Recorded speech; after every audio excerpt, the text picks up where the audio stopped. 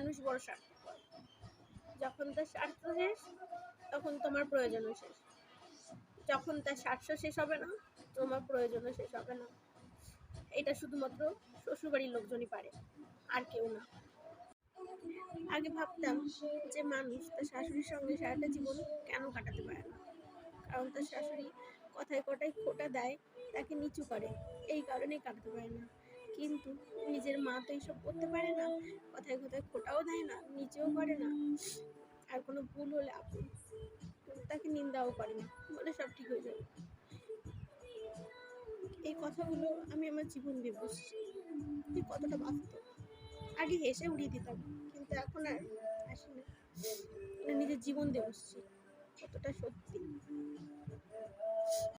মানুষ যে কতটা স্বার্থপর হয় বিয়ের পর বুঝেছি। হ্যাঁ, বিয়ের আগে বুঝতাম, কিন্তু সেটা কম ছিল।